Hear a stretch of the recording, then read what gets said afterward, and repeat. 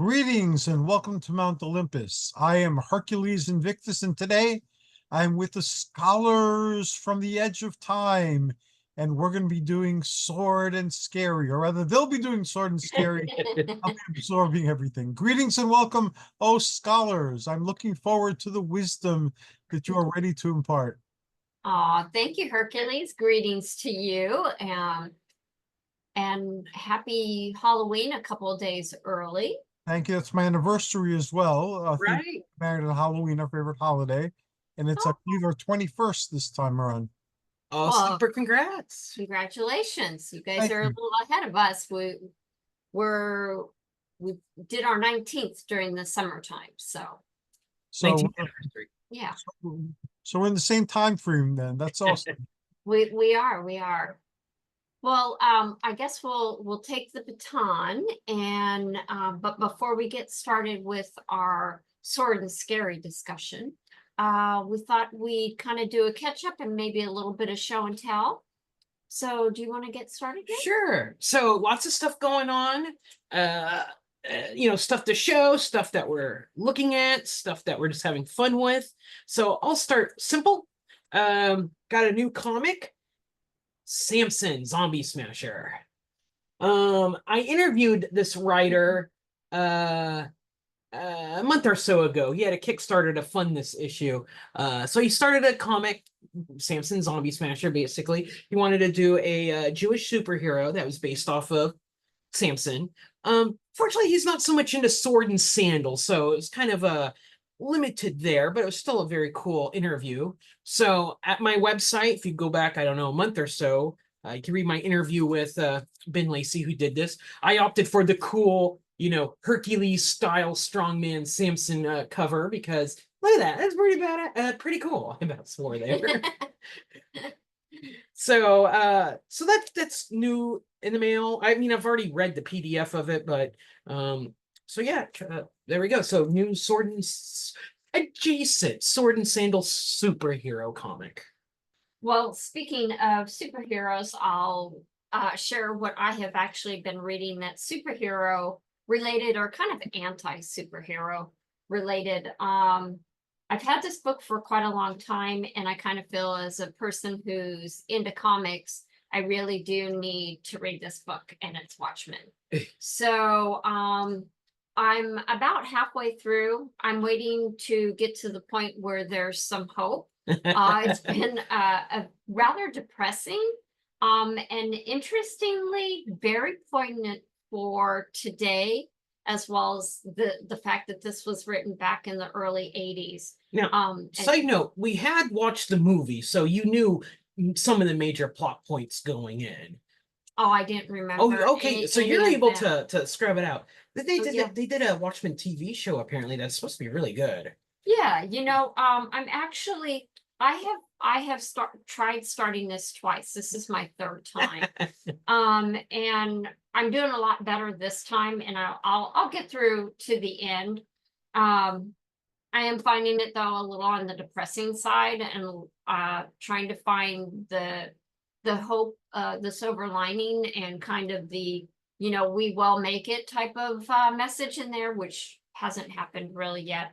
But the dynamics between all the characters and the kind of noir tone of the story is actually very interesting. And of course, it's Alan Moore, so always, And Dave Gibbons, we actually Yes. met him. Yes, we actually met Dave Gibbons. And I actually have Dave Gibbons' book on how to do comics as well.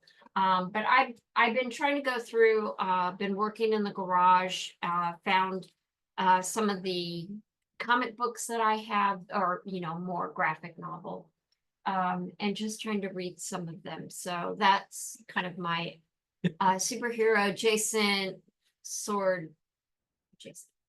So back to you. All right. Fresh off the presses like last week or maybe the week before. Have not read it yet, but issue 2 of your Hunter from the Future. I read issue 1. I liked it. It was very shocking, I guess is the word, how closely the movie, at least the first 30 minutes of the film, mimicked the first issue of the comic. So I did a write-up of issue 1 and comparing it to the movie. That's at my website. It's, I think, the newest article at my website. So I'll be diving into issue 2. There's 4 issues total. So the translator for this actually connected with me, so I've been talking to him.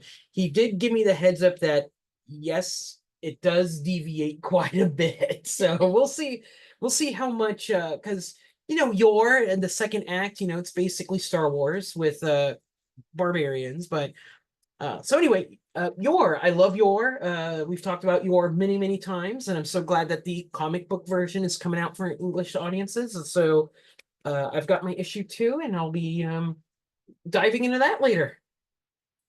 Yeah, and I guess my other comic related news would be I'm actually waiting for, I believe, is it Marvel or is it Image, the one that's doing the Universal monsters? Probably Image. Yeah, I think it might be Image. They're doing a Universal monsters series, and right now they're on Frankenstein, but the comic book store, our comic guy, mentioned that he thought the Mummy was going to be next. So I'm anxiously awaiting for a Mummy series, and I'll definitely be talking more about that once that's out. That's probably going to be in the new year.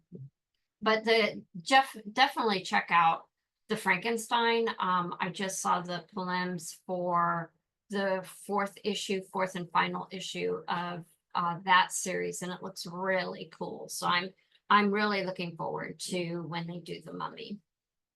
You like mummies? I do like mummies. All right, one more new comic. I still got other stuff. Have not read it yet, but this is preliminary reconnaissance work to see if this is something that we'll talk about on our HP Lovecast podcast. But I got a new comic called Minky Woodcocks, The Girl Called Cthulhu. So I don't know where it's gonna go. I just, it's Cthulhu related, Lovecraft related, so it'll be a surprise. So 50-50 chance. I hope it's good. If it is, we'll probably talk about it on our podcast, because we like talking about Lovecraftian comics on our HP Lovecast podcast. So they do very really pulpy artwork. That's cool. Yeah, and they do well because you've got the written and the visual aspects, so we've got a lot to talk about.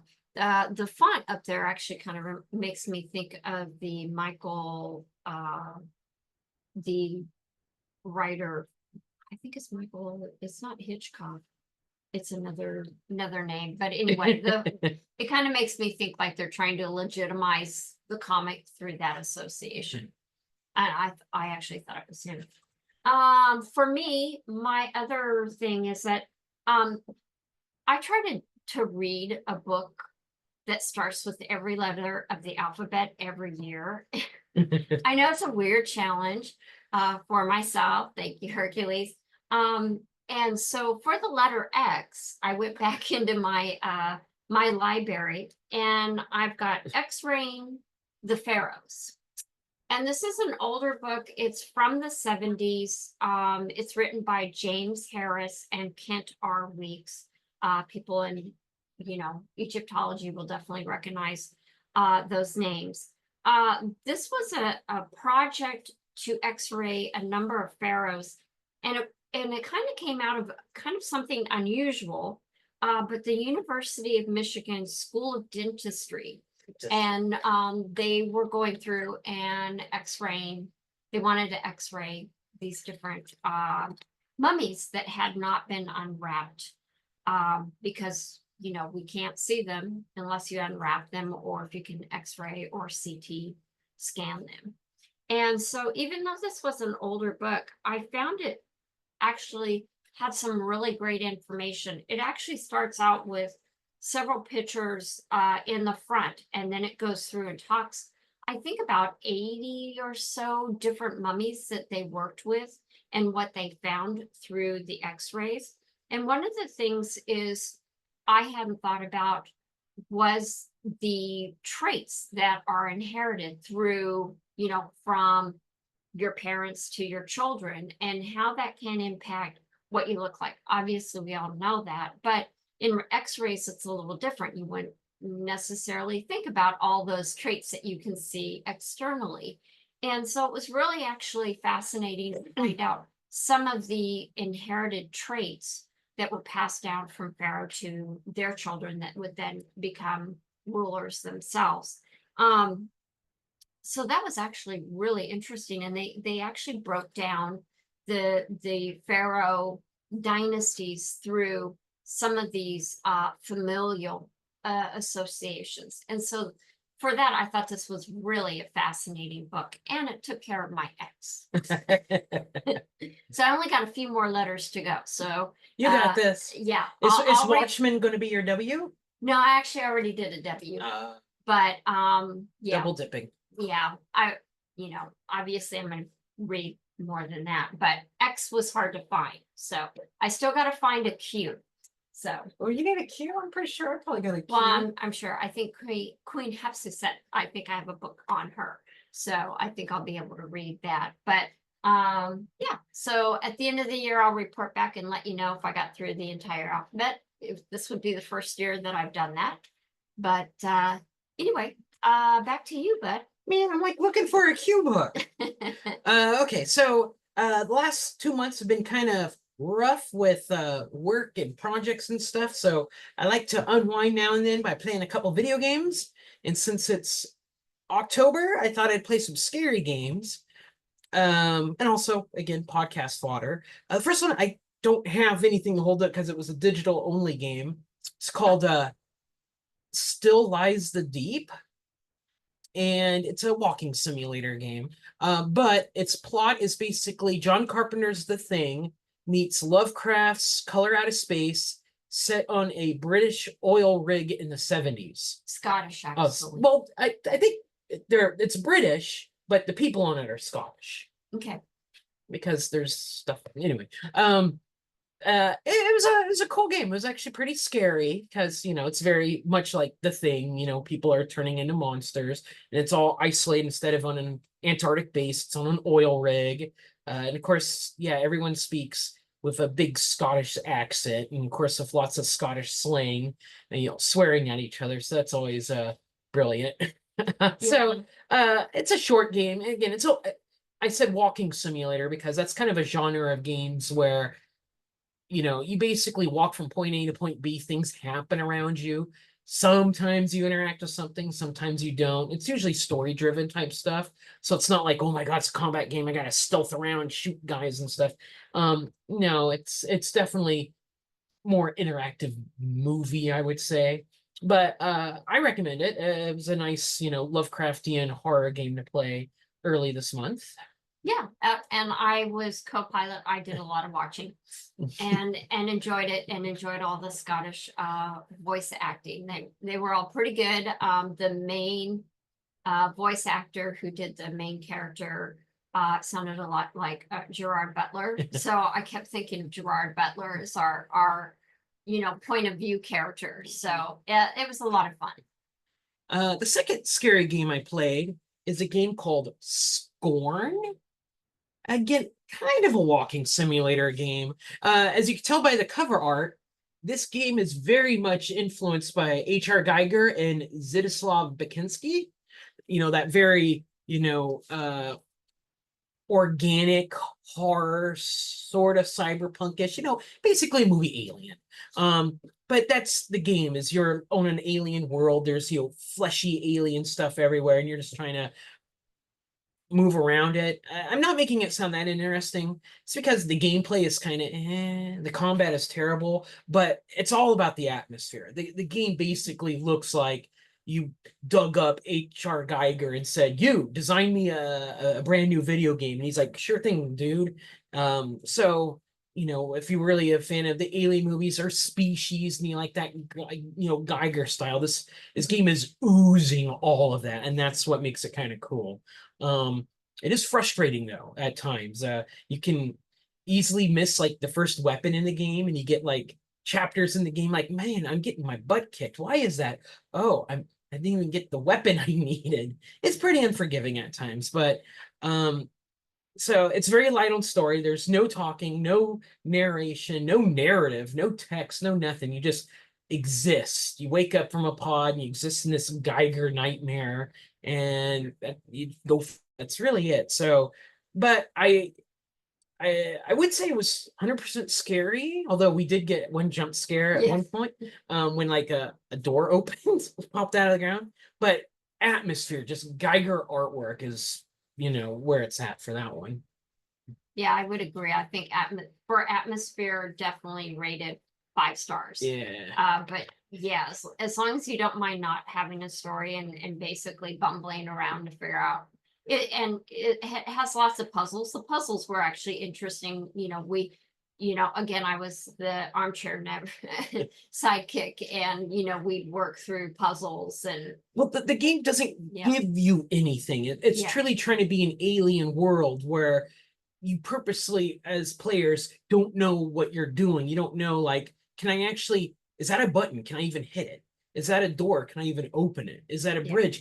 You just don't know. That the game is really set up for you to like basically go around and prod everything and hopefully something happens, which is cool but also kind of frustrating because you basically do have to sit there and like try everything and see, that's what happens. Okay. That's what happens. And then you make the Yeah. mental connections of here's how it's going. So it's all environmental puzzles, but I'd still recommend. I recommend just for the art style. Oh yeah, definitely. They really put everything into building a Geiger-esque type of world, and it succeeds in spades on that. And finally, the game I just started called RZ, Jewel of Faramore. I was excited for this game, and now that I started it, I love it. So as you can tell, it's a Lady of the Sword, so it's sword and sorcery adjacent, fantasy land. This game is actually indebted to Zelda, but not the Zelda you're thinking of. So back in the 90s, there was another video game console out there called Philips CDI Interactive, and they actually were able to get like a Nintendo license. They were partnering on some stuff, but basically they came out with a couple Mario and Zelda games. And apparently they are like some of the worst games ever made. I never had CDI, I never played them, but I've seen lots of footage and reviews, and for all purposes, they are very terrible Zelda games. So this game is actually an homage to those terrible games. I think someone said, what if we took those games and actually made them playable?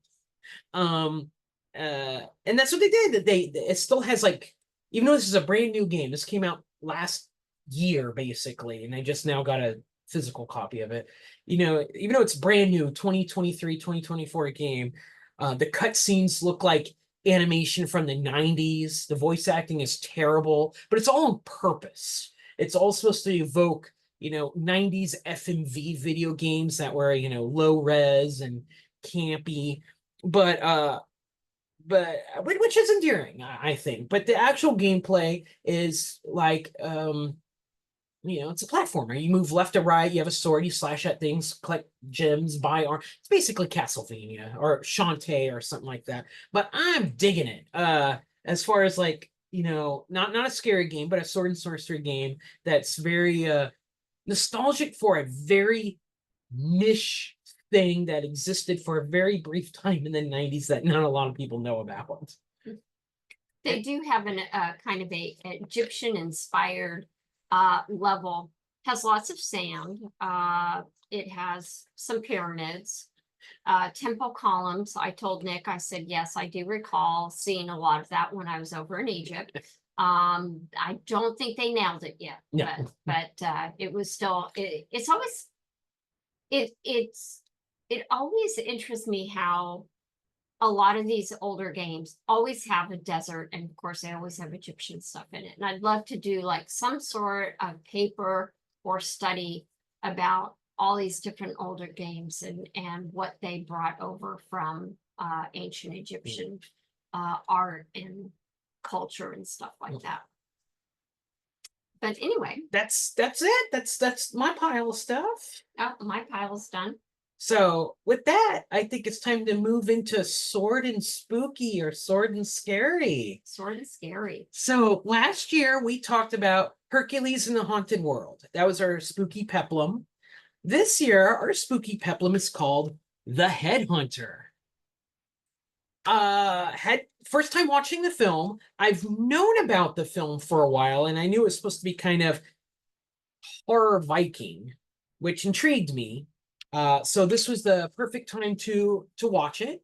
And also it's a bit more modern. I think this came out 2019-ish, so we're talking kind of new-ish. 2019. 2019. Mm-hmm. So for sword and scary, we've got the Headhunter. All right. Here we go. Oh, okay, one-sided plot. All right. A burly warrior waits by his dying daughter's side in a snowy forest when a monster appears and he slays it. Years later, the burly warrior lives a life of routine. Wake up, work on his armor and weapons, craft some healing salves, upkeep his cramped house, and, of course, accept bounties, hoping that the next bounty will be for the monster that slayed his daughter. Each monster he slays, he impales their head to his wall, but each battle leaves him very wounded, so he slaps this healing salve on him and he keeps on trucking. Eventually, that bounty pops up, and the hunter travels far away and slays and beheads the monster that killed his daughter and brings its head back to his house. However, a window shutter that he didn't fix opens up because of the wind, and it knocks a jar of his healing salve over, pouring its contents on the head, bringing it back to life. The warrior pursues the head, which digs up his daughter's body and attaches itself to it. The warrior corners the monster in a nearby cave, rips his daughter's body off, and stabs it a zillion times in its face bones. Then the warrior returns back to his house, but the head comes back to life. It decapitates the warrior, places his head on the warrior's spiked wall, and then attaches himself to the warrior, taking a jar of healing salve with him. The end. Yeah, Hercules, you need to see this film. Michele, overall, what was your opinion of The Headhunter? I thought it was actually excellent with one little minor weakness to it, which we'll get into, but it checks off a lot of boxes for me that I really enjoyed. So how about you? I thought it was a good movie, which makes it a little sad because I actually think it was close to being a great movie. It does a lot with very little and overcomes a lot of the restrictions on it, but you know, its cracks do come through, which I think holds it back from becoming a great movie. But for its budget and how they overcome its budget limitations and kind of what they do, I think it's a good movie for that. I just give them a couple more million of dollars and make a movie to iron it out, and it'd be like the greatest movie ever. So for context, they had a budget of $30,000. It did not look like $30,000. So we'll get into that. Yeah. But that is just for context. That was the budget of this film. So I don't really know where to start because it's a good film. It's also a perplexing film. So I'll just probably come out and do you want to talk about the perplexing part first? And then I guess what I want to say is this movie is the slowest movie in the universe. And it's slow because basically if I redid the plot, I can nail it in one sentence. A bounty hunter keeps killing monsters, but the monster in a twist kills him and puts his head on the wall. It's basically a short story, and it probably would have been good like for an anthology series, like if you had like a sword and sorcery, like Tales from the Dark Side type show. It would be like good for that, like a 30-minute 45-minute tops like story. But because they're aiming for that 72-minute runtime, believe it or not, it is stretched, and that can be a good thing or a bad thing. Sometimes I actually like the slow burn. I don't necessarily know if a slow burn works in sword and sorcery or not. So there are times where it's a bit monotonous and repetitive, but on the other hand, it works because that's this guy's life. His daughter is dead. The only thing he's living for is the next bounty. So he doesn't do anything else. He doesn't go on vacations. He doesn't travel. He's not like an adventurer in a normal sword and sorcery sense. His life is rote. It is the same thing over and over. So it's the movie's slowness underscores that, which is great. But also at the same time, I'm like, come on, I want to know what happens next. So it's like kind of one of the redundancies that I just have mixed feelings about it. For me, I felt that there was a slower pacing to it. And if you take a look at the reviews by critics, there was one critic who said that it was a very slow second act. And I would agree with that, and like Nick, a little bit perplexed, but also understand, they actually shot this movie around to different festivals, so there probably was a minimum of like 70 minutes, and so they needed to have enough. Right. So that way it would qualify. But I also think, like you mentioned, it does underscore kind of the monotony of this person's life and how focused they are on just a few of the basics of their life, working on their armor, working on their weapons, perfecting the salves that are going to help heal him when he does come back wounded, and going and visiting his daughter's grave and talking to her. There is a little bit of dialogue, but it is fairly minimal. This is a very visual film. And where it doesn't excel with pacing, it definitely does in the visual, and we'll talk about that shortly. There's only 3 characters in the film. One of them dies in 3 minutes. So you're down to 2 characters. One character is the main monster who you don't see until the end of the movie. So it's really a 1 character film. Yeah, it's really just the character of the father. But I'm a little more forgiving with the pacing, because I do feel that it actually accommodates the tension that's building, and you're feeling for the father as he waits for this monster, to come up in rotation of one that he needs to go kill. So then when he actually does go off to kill it, it's pretty much done very quickly and off screen. So there's like no battles in this film. Everything is off screen. He gets a bounty, cut, he comes back, throws the head on the ground, and you don't see him fight anything. Yeah, which we thought was actually very interesting and a twist from the usual sword and sorcery type films. But I think it kind of, because it does that, the tension, the suspense builds very nicely, so that when you get into that third act with him having to fight this head that's reanimated and has a spine that's able to graft onto his daughter's body, really causes a different twist to the usual sword type films, which I think actually works well. The other thing that kind of goes with that is that whereas he has a full armor and all that, he actually has to kind of like strip down, because he's in this like watery cave that's very slender.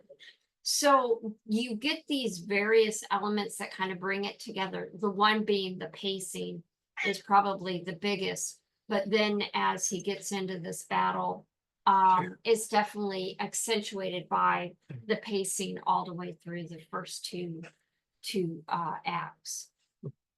Yeah, the movie could basically, I truly think there's really 2 acts to the film. If you cut the movie in half, the first act is, demonstrating his routine of doing things over and over again.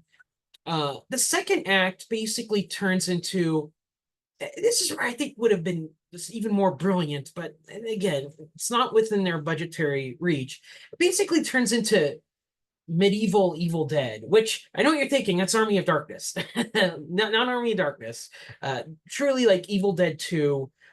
Because the last half of the movie is really the take on the cabin in the woods formula, where, you know, cabin in the woods, there's a monster outside, a slasher villain, a Jason Voorhees or whatever, and you're hunkered in the cabin. You know, Evil Dead 2 is basically that. Ash is in the cabin, you know, there's deadites outside, he's got to fend them off. And the movie almost wants to go there with the monster when he comes back and grafts himself onto his the guy's daughter. He looks like kind of like Linda, the Ash's girlfriend character from Evil Dead 2, you know, like the dress and head coming off and everything. And I think it would have been brilliant basically to have the cabin in the woods slash Evil Dead 2 formula in Viking medieval times. He's out there with his axe and his swords. He's hunting a monster. The monster is hunting him. Mhm. And it doesn't quite pull it off. It's not that scary, but what's really not what holds it back is it's really one-sided. When he finally confronts the monster in the cave, yeah, he gets like lashed at a little bit, but he dispatches the monster pretty easy. There isn't really any times where the monster has the upper hand, like lays a trap that the guy falls into or jumps out of the bushes and gets him or anything. So it really becomes a one-sided game of cat and mouse at the end, which I think again, if tweaked differently, you could still keep it within the budget, have both people like one-upping each other, injuring each other, and then you have your nice climactic battle at the end. But it doesn't pan out that way. So it does feel like there's not a lot of stakes there. Now, granted, you know, the twist ending is the monster's not dead and he kills the guy, which is you know, your last paragraph twist ending type thing. And maybe that's kind of the point of the story, is the build up to that twist ending, which I don't know. I go full on Evil Dead 2 in that last half, and then especially with the tools they had working with them: cabin, woods, monster, swords, bloody things everywhere. It was so close. Well, I'm a bit, I'm not going to say forgiving of the film, but I definitely, I think I enjoyed the film a bit more than you. And I actually like that there were a lot of twists to the typical sword and sorcery type tropes that we've seen over the years. This is not a Beastmaster or Conan, but you can definitely see the threads of those type of seminal pieces that defined sword and sorcery in this film. So I think that that was one of the things that I liked. I think the payoff worked at the end and having the twist, because there was other twists to the genre that were being played with in the film. See, I think it's more indebted to sword and sorcery video games. While watching it, the movie is very grimy and gritty and very brown is a good way to put it, maybe. So it made me think of playing a game called Skyrim, which is one of, not Skyrim, I didn't play Skyrim, you played Skyrim, Morrowind, which is one of the Elder Scrolls games, and Michelle's played Oblivion and Skyrim, and you know, and it's very, you know, you're in the mountains, here's a ramshackle town, and you're dressed in brown, and you're walking around. Oh my God, I didn't mean to do all that rhyming, but it felt like that kind of fantasy in a sort of way, like in all seriousness, if you know, people do like video game movies, the Machimas, I don't know if I'm saying that right, where you basically have a video game going, but you got like the camera going in the game so you could shoot yourself footage of doing stuff and you edit it. Right. Yeah, that type of stuff. I almost feel like this movie could have been like made in Skyrim with a mod and, you know, the video editing stuff going, and basically have this movie a Skyrim Mashima type thing.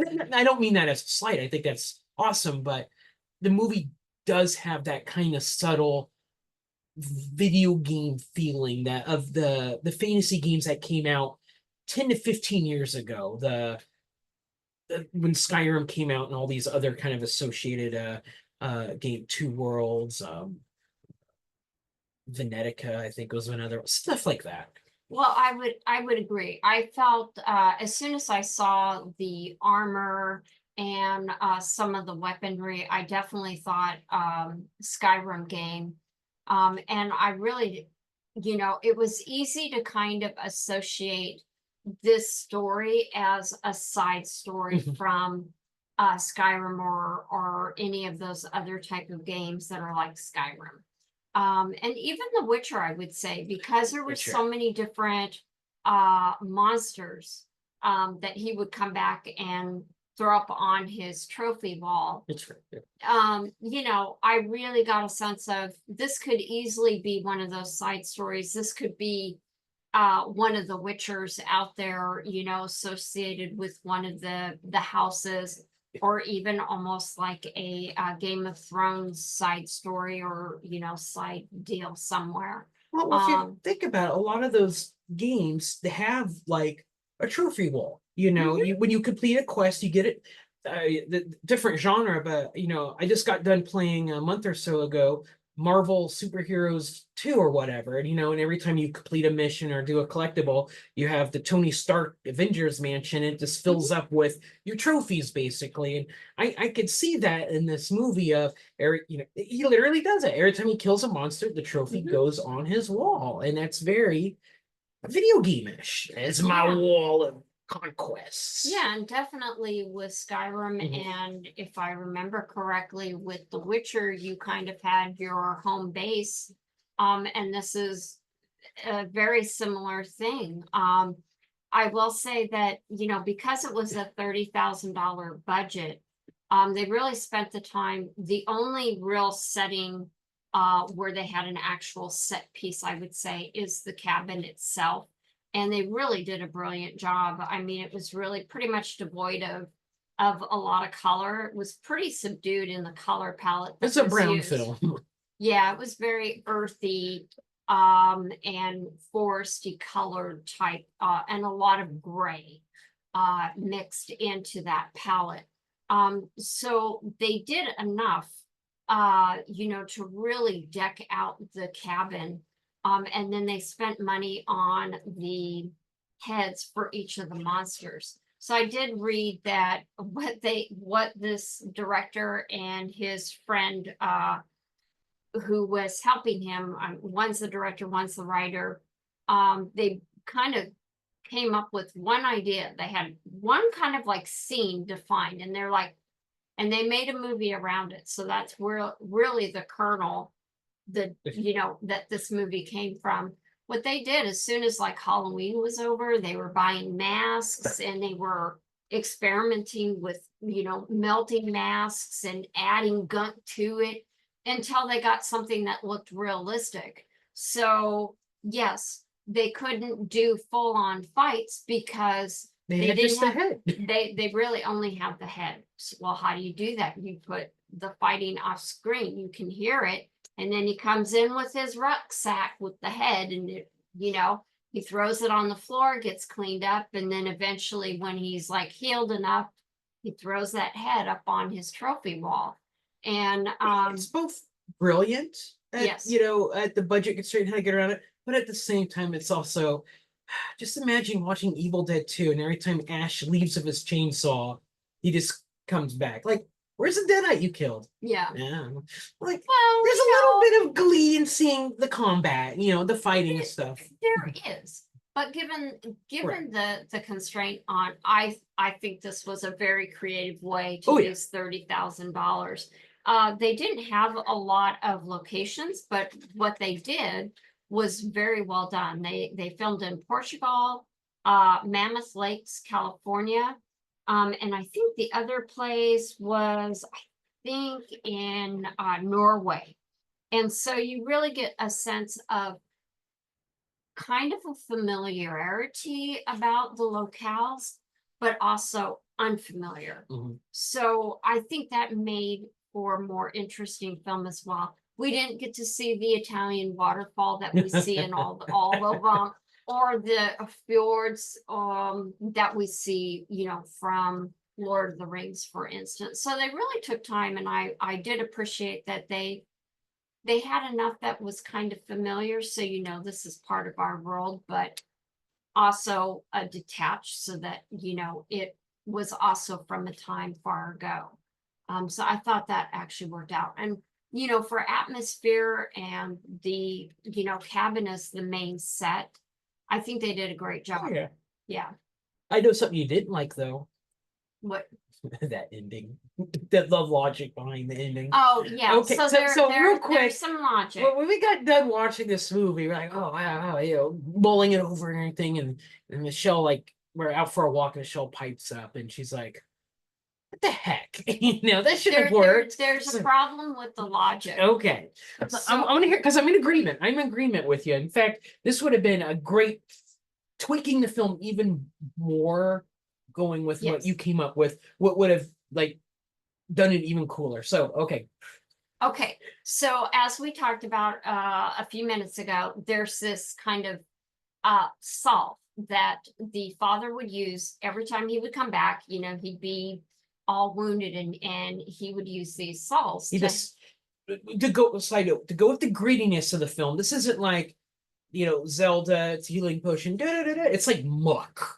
It's like you actually see from the a dead carcass that Yeah. he leaves in his pond. yeah. It makes this healing salve. It's like that- mud and teeth and carcass bits.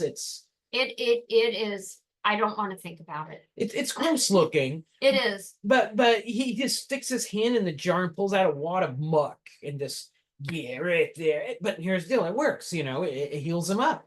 So obviously it's magical, because Mhm. there is some very subtle sorcery to the movie. He you know, he's got like a book that might have some spells. He does also keep some of the, I think, the monster warrant bounties that he goes after. So you do get a little glimpse in there. So he's probably got some recipes in there. So you know he's using magic. And so, as we said earlier, on this particular monster, the last one, the salve falls over from the window that he didn't fix, the window shutter that he didn't fix, and it pours on the monster. Okay, that The revives monster's head. Keep in mind, The- all the he has is the monster's head. only the head. So the spine regenerates, and somehow he's able to, this monster head spine and probably teeny little hands and feet is running around very quickly. So fast forward to the Well- fact that he's stabbed it several times. He's taken it back out of his daughter's body, whacked the heck out of it, and And then he took a big axe to it for Yes. good measure. Yes. He was going all out on it. he takes that, and then he goes into the house, and then he goes back out, and then he's killed Off screen. This is all off screen. off screen. So that means that the monster actually now is in his body, as we talked about earlier, and takes off. Well, it ends on a shot of the father's head on the trophy wall. Mhm. And they end. And I immediately afterwards, as we're talking, I'm like, that the logic doesn't work, because that muck is all in his body. He should also regenerate. The ending shot should have been the guy's head hanging there, and all of a sudden his spine shooting out as he's going to come alive now. I didn't want it to go that far. I did. Yeah, he did. But I was like, if the mouth moved, or if an eye like kind of opened and looked out at the camera that kind of breaks that wall, I would have been, "Ooh, all right, this is fantastic. That guy's coming back. He needs a body, but he's coming back." It makes it keeps Yeah. the circular notion of the movie Yes. going. The first half of the movie is circular. He's doing everything over and over again. Yeah. Now it moves into a new circle. He's going to kill the monster. The monster's going to kill him. He's going And to you come think- back to life and kill the monster. The monster's going to come back to life. It's So you end up in this cyclical, which is something, the structure wise, like Nick says, in the first half of the film, they created that. In the second half, you think, okay, it's going to continue that circle. He's going to be successful, except now he's really in a hard place because he lost his body. Mhm. And that creature said, as he's leaving, body mine. he's taken off with that body. So what's going to happen now? And I think that would have been a great way to end it. And I think that would have been perfect. I know but I think they try to accommodate that, maybe unintentionally. There is a scene where the guy has to go to the loo and he's urinating and the healing salve is coming out of him. I think that's trying to hint at he's flushing the salve out of his body, but he doesn't go wee at the very end there. So he's still filled up with healing salve and stuff. So that's why I'm with her. Yeah. The body, the stake is sticking out of his forehead. Open his eyes, and then that's your cliffhanger because he's got all that salve in him. So it's weird. The salve, like, it only heals him, but it brings other dead, because he tries it on a spider. It brings dead things back to life, including the dead spider, Yeah. which he doesn't see because he's already left the room. But we as the audience see the spider legs start to move again.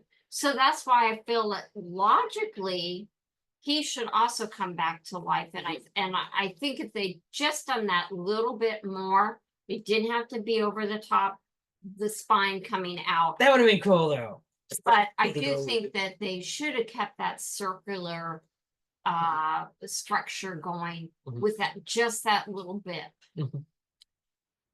I'm with you. Yeah. To be honest though, I didn't see either ending, our preferred imagined one or the real one coming. Although the movie did have lots of foreshadowing, like he puts a stake on the wall and he cuts himself on the stake and there's like a little bit of blood. And I'm sitting there calling me like, oh, he's going to get into a battle later and he's going to get impaled on his own wall. And I mean, that's only half true. He dies, he gets his head stuck.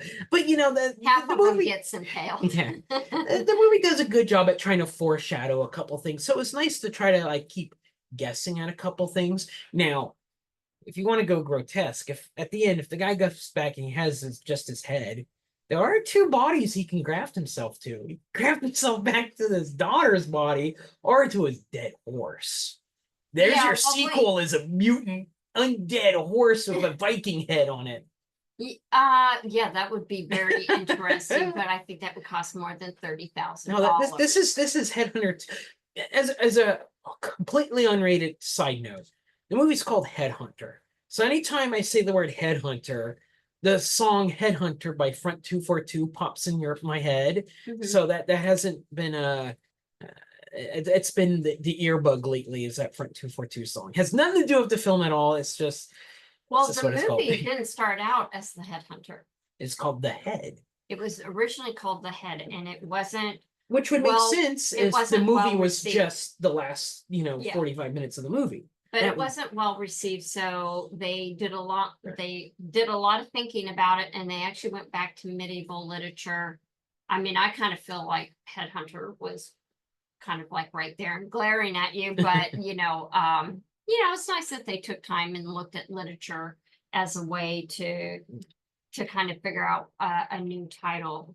I mentioned earlier about some of the tropes. So some of the things that I saw, I'll try not to be too listy, but obviously we have an expert hunter, which we also see in many of our sword films, often a loner, and kind of the outlier. And in this case, the father doesn't have anybody. He does have an animal companion, his horse, who doesn't make it, and we don't usually see that in other sword films.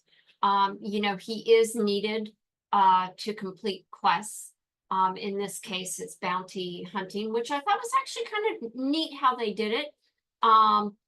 You'd hear a horn blow, like one of the old type horns. Boom. And then he'd go to this specific tree. You'd see the castle up on the hill, and then an arrow would come down and hit the tree, and the bounty would be tied to it. And so you saw other arrows and bounties that were left on the ground. I'm assuming he read them and littered. It was medieval times. So well, it does two things. One, it shows that he's got a lot of jobs, and that's what there. But two, it also shows he's not allowed in the castle. You know, it's not No. like he, like, you know, in a lot of, at least video game wise, you know, go forth, see the king. He's got a job for you. My liege, let me bow in front of you. I need you to go forth and do this.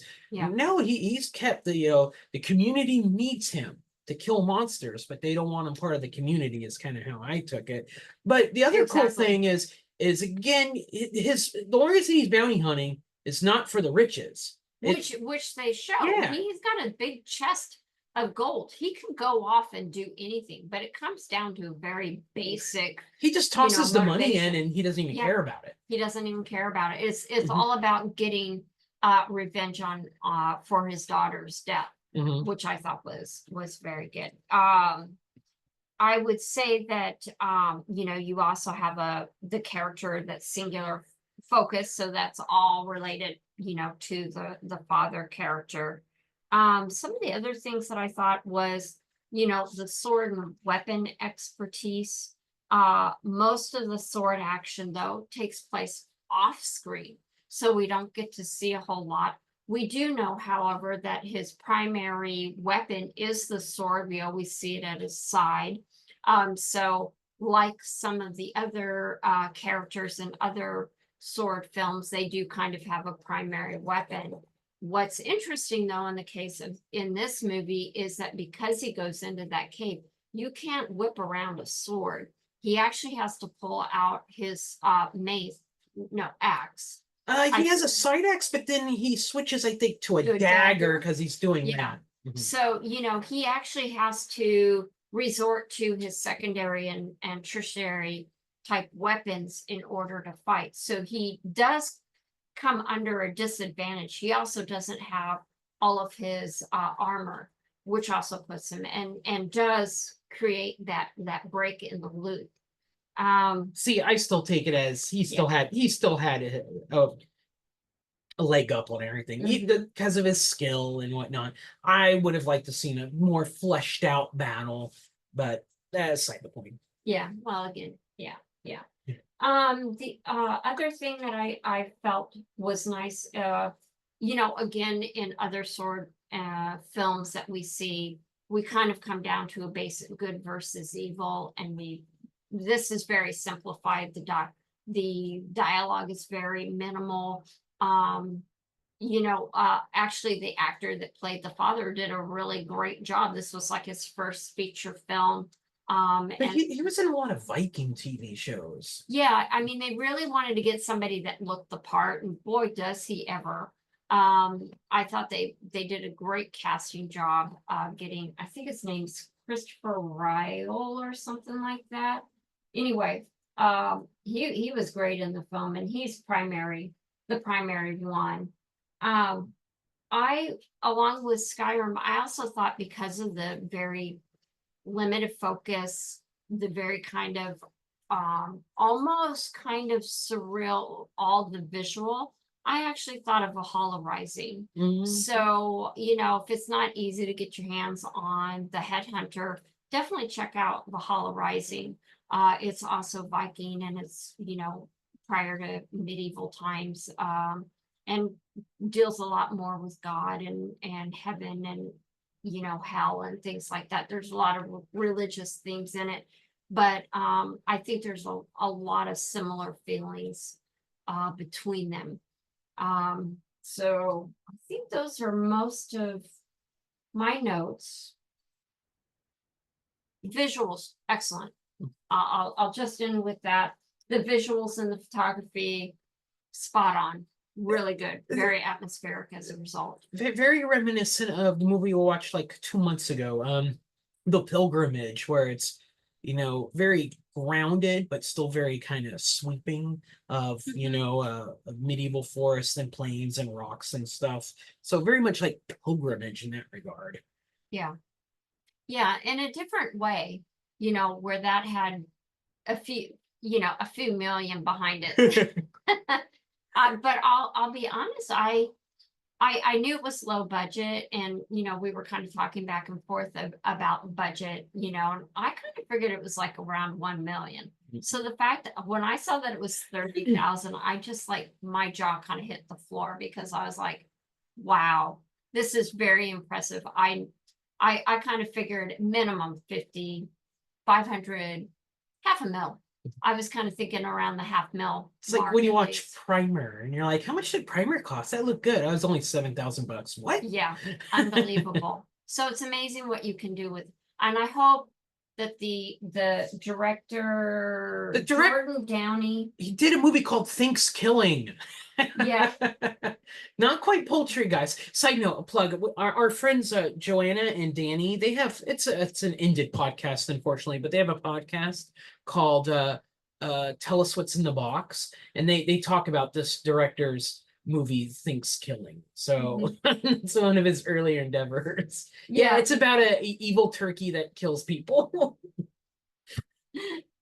Interesting. And then his partner, that they worked together was Kevin Stewart. And then Kevin Stewart was also did the cinematography, and Jordan Downey did edited. So anyway, definitely hope that they do more of this kind of stellar work in the future. Maybe no more killing turkeys, and focus more in on this Viking lore and stuff like that. So I think that's it for me. It's about it for me. I feel like I was a little harder on the film because again, I liked it. I see where the greatness could be, and I wanted it to get that greatness. And you know, they didn't have the budget for that, but it still impresses me of what they were able to pull out for the budget, because it does at the end of the day, the blemishes are there, but they are you know, hidden as best as possible. So it's only when you really sit back and think that, you know, overthink in this case, that it comes through. It's still a recommended Vikingish movie. And plus, you know, we don't see enough sword and sorcery, sword and sandal horror out there. There's just not a lot. And maybe part of it's, you know, they're really two conflicting genres, I guess. I'm not sure why that is. It shouldn't be. I mean, it's all indebted to Robert E. Howard, who was best friends with Lovecraft, and they wrote stuff together. So go for it, go figure. But you know, we need more. We need more horror peplum out there. Do it, filmmakers. We want more scary sword and sandal and sword and sorcery. Yeah. I thought it was excellent and definitely highly recommend. Yeah, there are blemishes, and yeah, if you're gonna talk about it for an hour, yeah, you can peel back the onion and find a few blemishes there, but I think it's definitely worth the watch. And with Headhunter. that, Hercules, we will pass the torch of knowledge and right back over to your side. I thank you. I enjoyed very much your presentation, and I saw Headhunter, I believe in Target or Walmart or one of those stores in the movie thing. I didn't know anything about it though, and I gave a pass on it, but now I might seek it out or look for it on like Amazon Prime or Tubi or someplace like that. I think because it doesn't have a Blu-ray release, it only has a DVD release and a video on demand release. So you could probably easily find it on one of those platforms. Yeah, Amazon streaming or whatnot. So I still recommend. I do. And you have graced us with your expertise and your articulation. How can people find you and get more of that? Ooh, you have a new Facebook page. You better plug it. But it's not associated with Better. sword and cinema. How could people find you, Michele, on Facebook, who has a new Facebook page? Because you guys are awesome and you need to be found.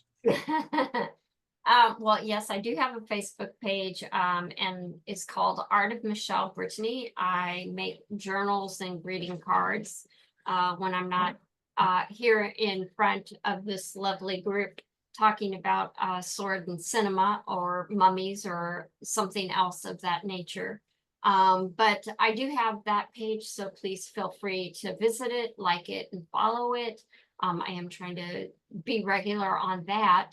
And then obviously check out Amazon page, where you can find books that I've edited or books that I have chapters that I've written. And or essays, I mean, but for a full list of all of our programming and things like that, let me pass it over to this side.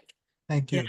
I'm at nickdiak.com. That's where you can find a lot of my writing, all of our podcast appearances, links to all the social media. I'm a bit more extroverted than Michele is in Yeah. some regards.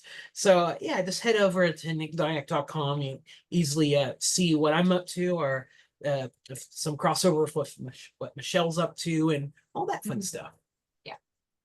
Thank you once again. I look forward as always to our next conversation, be it on or off the air. And I wish you great success in all your endeavors as always.